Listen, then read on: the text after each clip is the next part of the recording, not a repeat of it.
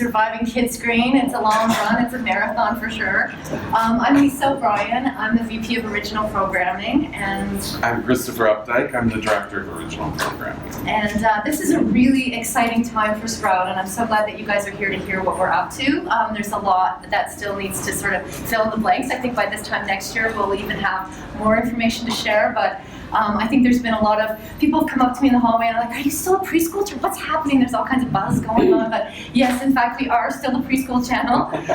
We've been around now for almost 12 years, and we are growing consistently every minute, and I think most of you have heard that we now have a new fearless leader, Deirdre, who's in the group. Please don't pitch to her, pitch to us.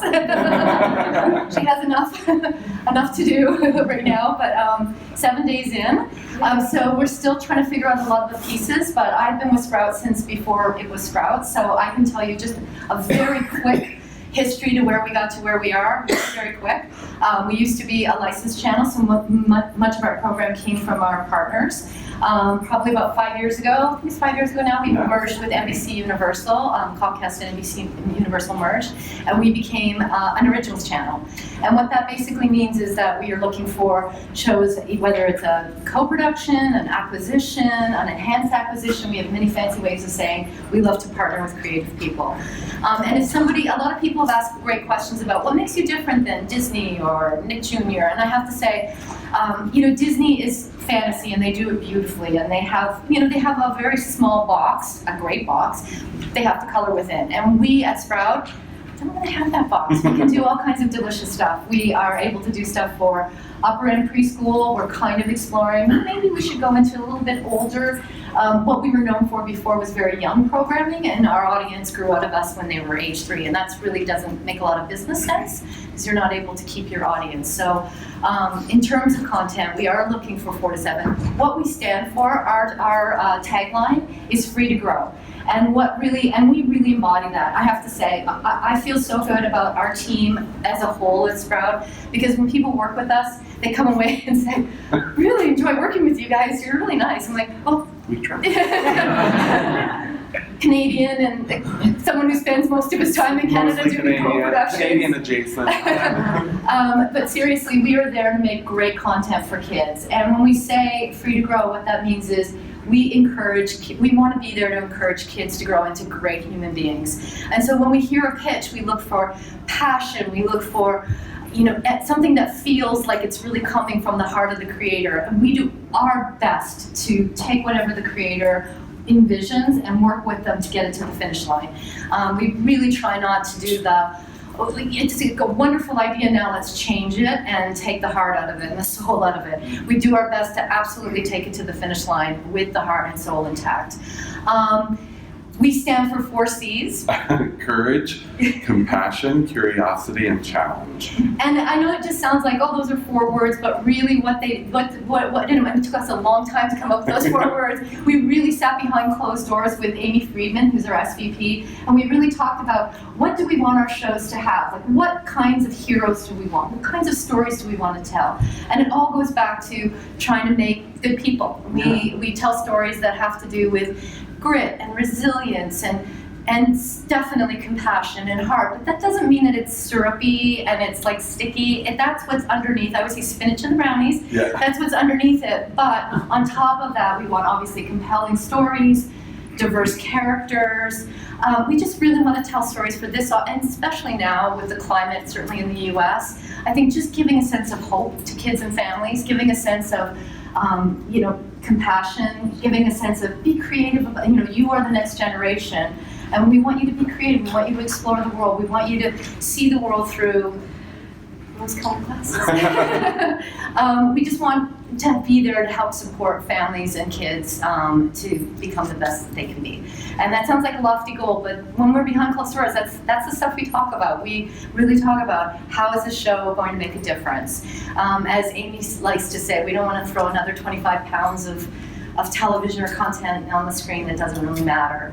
So even when we get a show like Cody Kapow, which you probably have seen on the pillars, the wonderful pillars wrapped around Cody Kapow, when it came to us 5 years ago, it was really a martial arts superhero show. And we found it here. Found it here at Kids Screen. And it was completely different than what, it was very, very different. And it was great. It was a great character there, but what we realized was missing was like, what is the heart? What's underneath that? So we really, every episode has to do with what is the tenet underneath martial arts? You know, what is it that when kids do martial arts, it's mindfulness, it's kindness, it's focus. So every show begins with that. Then there's all kinds of action and adventure and comedy, and then it wraps up with it at the end, because that's really, ultimately that's the spinach and the brownie, but the brownie's important for kids to want to stay and watch and enjoy. I know I'm talking really quickly. I've had a lot of coffee. I know but we're going to leave a few minutes at the end. We really want to hear your questions. But as far as pitching. Yeah, as Lisa mentioned, we have many different ways of coming into us at Sprout. We don't take unsolicited pitches, and that means you really should have an agent or lawyer reaching out to us to make sure. However, there have been a couple times when we will talk to someone if we have a previous relationship, and we'll have them sign an NDA, which gets scary. Everyone reads that thing. It's a boilerplate thing. And then we look at your project, and that's one way. So that's one way. Sometimes pitches come in through production companies. Sometimes they come in through designers, through writers, through actors. These are all different ways of bringing your pitch to us and us looking at it. And we have a really great system right now at Sprout where no matter who the pitch comes into, whether it's myself or Lisa, or even our amazing team members, Max Goodman, who's right here, and Megan Sheridan, who's in Los Angeles right now, holding down the fort. We all bring it together, and we actually all read it. And we all then, with Amy, we sit down we have a monthly meeting where we sit down and we go over what that means. What is this about? How is this, does this fit where we're going? Is it strategic for us? Will there be, there's the consumer products area, is there something in that? And there's many different reasons why we choose something or we don't. And I think one of the things that why they do like is that working with us is we do give a pretty quick, I'm so sorry it's not going to work out this time. Thank you so much. And oftentimes we'll even give you a little feedback. We get a lot, so that has been going down and down, but it's been read, and that we care about it, and we're thinking about it. And that's some of the ways for pitching. Yeah, and in terms of content, we look for live action, we look for animation, every style of animation. The key thing for us is it has to be visually unique. Because there is a lot of competition out there, and I think a lot of people confuse a little bit the old Sprout with the new Sprout. The old Sprout definitely had a hand-stitched, it was a very young feel. Now that we're aging up, we definitely are looking for compelling visuals, visuals that really jump off the screen. As I mentioned, the content is so important. We do put it through that filter of the 4 C's. They really do use that, because we are looking for shows that, again, I can't reiterate it enough, that we say, how is this going to improve the lives of kids and families? What really are we saying here? Education, I get that question a lot. I think probably because for many years we were PBS Kids Sprout, so understandably there's still that thought of we're connected to PBS. Although we love PBS, we don't look for educational STEM curriculum per se. We really do look for STEM STEAM. That's not to say if a wonderful idea came in that featured a girl who is engineer, I'm just throwing this out, has aspirations of engineering, and it's a really fun. We would definitely consider how can we tell those stories, but we don't actively look for math shows, science shows. Really, it's social, emotional shows. Families, inclusive, so important to us. I mean, any shows that we can make that encourages families to watch together. I mean, I understand that a lot of times, moms are busy and they might put their child in front of the TV so they can have a glass of Chardonnay. No, I'm just kidding. Clean the kitchen or whatever they're going to do, or dads do that to have a little break. But I still think, and I think more than ever, what's missing in our landscape is television that brings families together. So absolutely. Aging up, we honestly don't have an exact answer for that right now. We keep being asked, but yes, we are looking for upper preschool. We are looking to squeak more to the 7 and 8, definitely. Again, for the reasons I mentioned earlier, is that you really do use your audience. And let's talk about that a little bit, because I think we say preschool is like 2 to 6. That's a vast age difference. So there's many different developmental things that children are going through at that age. I think what we focus on when we are developing shows is much more in 4, 5, 6 for preschool. And then we call bridge like 5, 4, there's so many different terms. People say 5 to 7, 6 to 9, but it's that 5 to 8 area, somewhere in there. There are also very vastly different educational things that are going on in children's lives at that time. But those are the sort of defined things. We don't specifically go out looking for a 2 to 3-year-old show. So usually when very young things come in, it's usually a pretty quick pass for us. We're looking for really close to that 4, 5, 6, 7 area in there. Definitely. Usually our format is 11 minutes. And if we do an order, it's usually 50 to 11 minutes. And I say usually because we're also looking for short form. Especially with the older kids, slightly older kids, the 22-minute format can work really nicely as well. We find it a little difficult to do 5-minute formats. They are a little difficult, but we wouldn't say no. We would that would be like another filter that we'd have to look through, as well as 7, 10 through. We have a few on our air, but I think we really focus on that 11 and 22. And short form, like 3-minute, 2-minute. Diversity, absolutely, without question. It's really important for us to show people of all. I'm really proud of our show, Nina's World, because in the beginning it was like, that's a huge cast. And it's like, but we want to show real community. We want to show a community that kids really feel that it's probably their community, where there's people of all diversity and social, economic. That's so important to us to reflect back the reality of kids' lives. So absolutely diversity. Music is really important to us.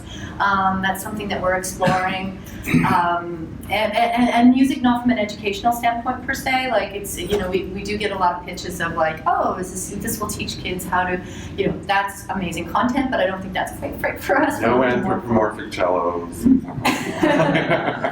Sorry, we in one day got pitched a talking cello separately from different companies, and I was like, it's hard to make a show. I want to go back to the thing. One of the things that I look for in diversity, I really try to think about reflecting what America and the world is.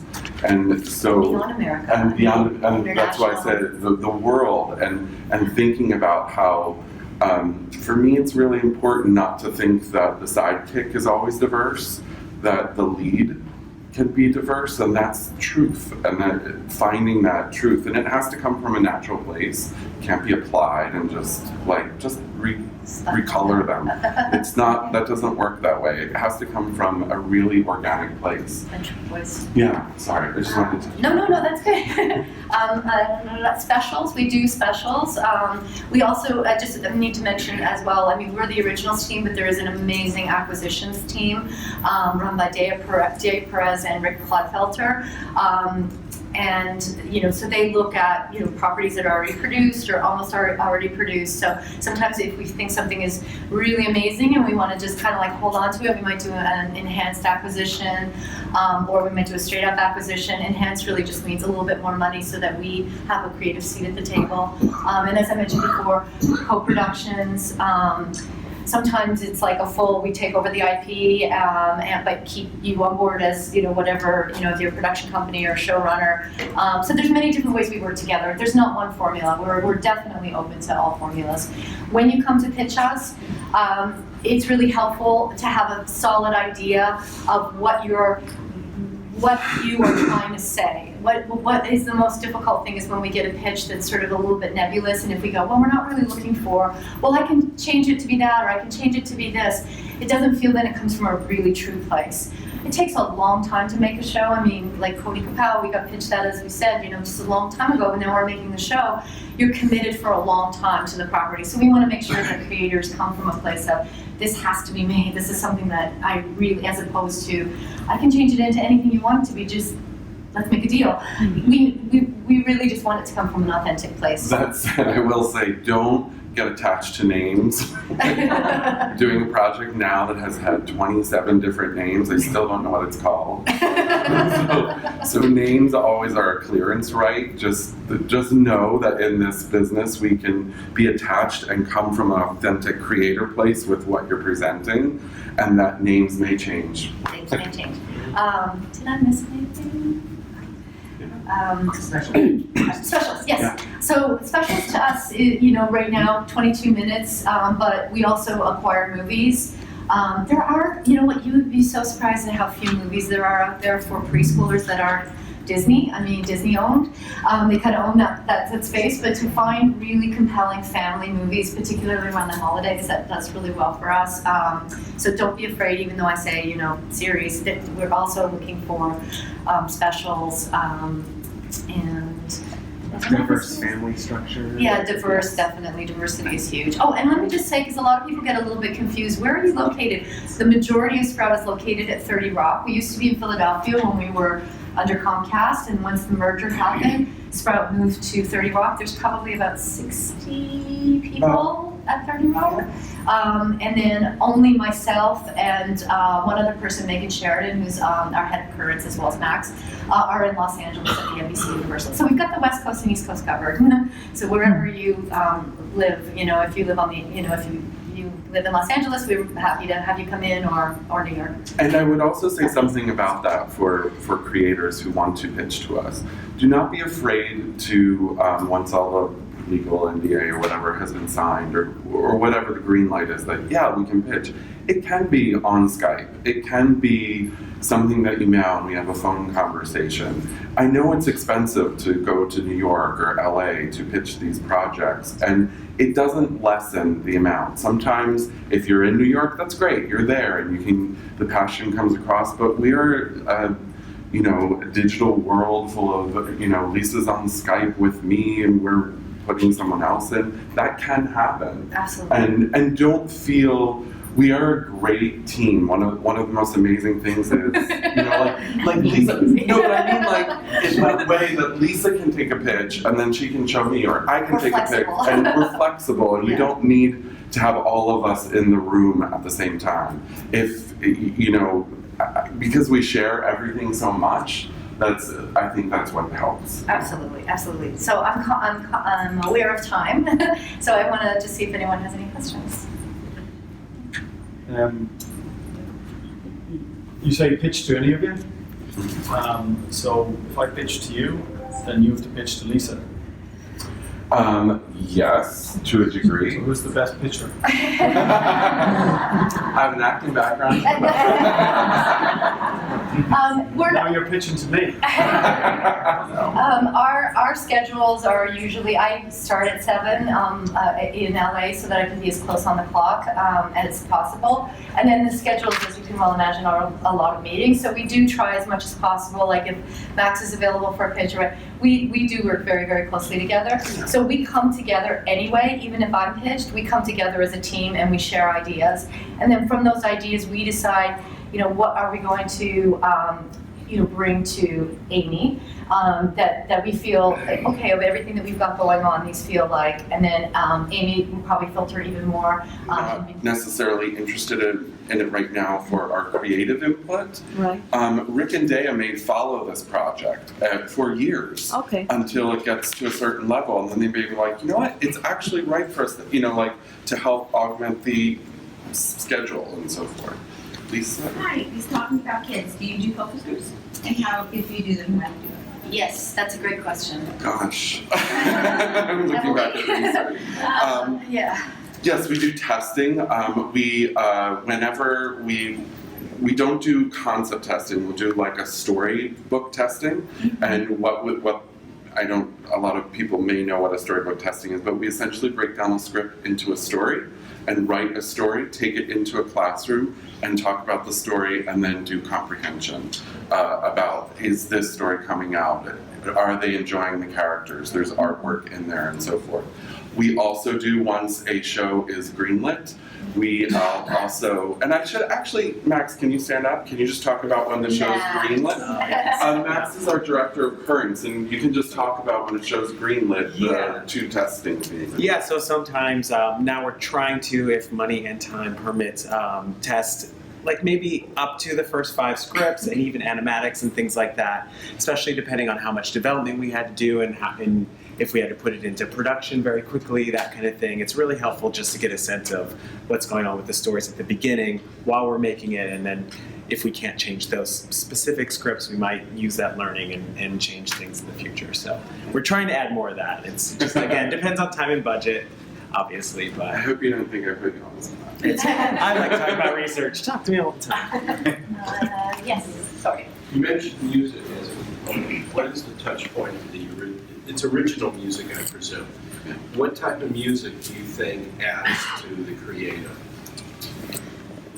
That's a great question. That's a great question. I think it could be anything, Yeah. right? I mean, it's very subjective in some ways, because I mean, there's all sorts of it's not one thing. It's not like pop or rock or country or any of that. Amy says non-cringy music. Yes. I do love Amy. She's like non-cringy preschool music. But So it could be, as a follow-up, it could be something that is a hip-hop tone with positive components. absolutely. Absolutely. And we're completely open. I mean, we aired The Wiggles for many years, and we still are huge fans. They are as nice as they seem. That really connects with kids. It might seem it's young, but it connects with kids and families, and it brings them together for great experiences.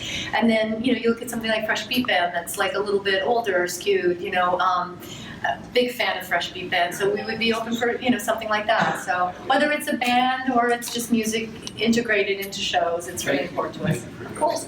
Hi. I was wondering if you could touch briefly on your digital strategy and the digital content offerings that Sprout has. You know what? That is a great question, and I think that is something we'll probably be more informed about addressing next year, because we just hired a great new VP of digital. When we went through our change and our shift, I always say it's like a Brady Bunch when 2 corporations come together. Our website used to be really for kids. It was a lot of gameplay. It was a lot of interactivity with our blocks.